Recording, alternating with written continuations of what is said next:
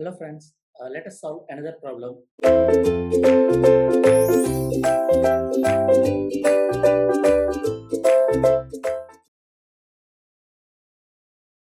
So what is the given data? A 3-meter high retaining wall is supporting a saturated sand. Okay, saturated due to capillary action. Fine. Of bulk density 18 kilonewton per meter cube. And angle of friction is given 30 degrees. The change in magnitude of active earth pressure at base due to rise in groundwater table from the base of the footing to the ground surface. So what we have to find here? So we are having a saturated sand, saturated because of due to capillary action. That means let us consider the retaining wall.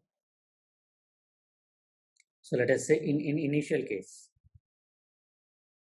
So what is the height of the retaining wall? 3 meter. And this is under saturated condition. Okay.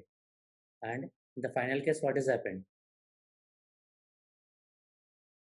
The change in magnitude of active earth pressure at the base due to rise in groundwater table. That means initially the groundwater table is at the ground surface. So because of some climatic conditions, this groundwater table has risen to ground surface.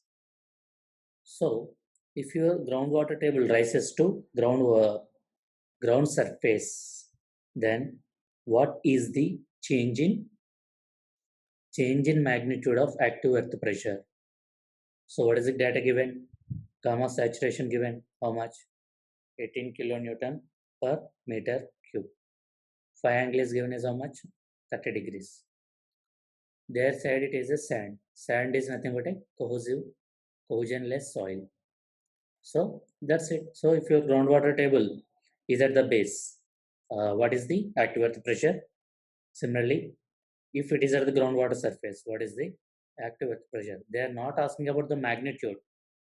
They are asking about the earth pressure. What is the earth pressure? So how to find out at the base? Normally, that will be equal to gamma into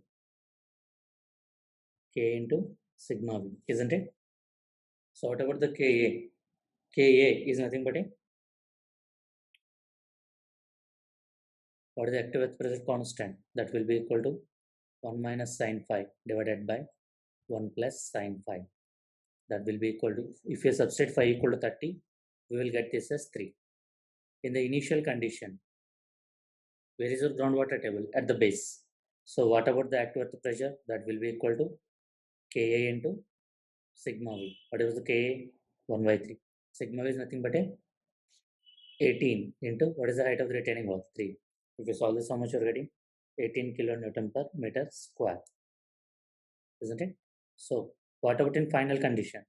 In final condition, your water table is rises to the top surface. Then what about the active earth pressure? That is nothing but a Ka into effective vertical stress plus groundwater pressure. Let us say pressure because of the water. Pore water pressure. Let us say pore water pressure.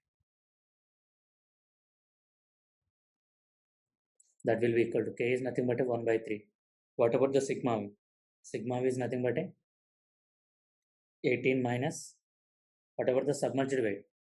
18 minus, let us say gamma W is 10 into what about the height 3 plus what about the pore water pressure?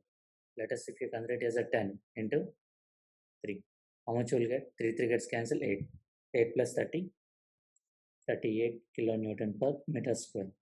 So what about the change in magnitude? Change in active pressure. If your groundwater table is at the bottom, base, 18 kilonewton per meter square. If it is at the ground surface, 38. So what is the change? 38 minus 20. That will be equal to 20 kilonewton per meter square.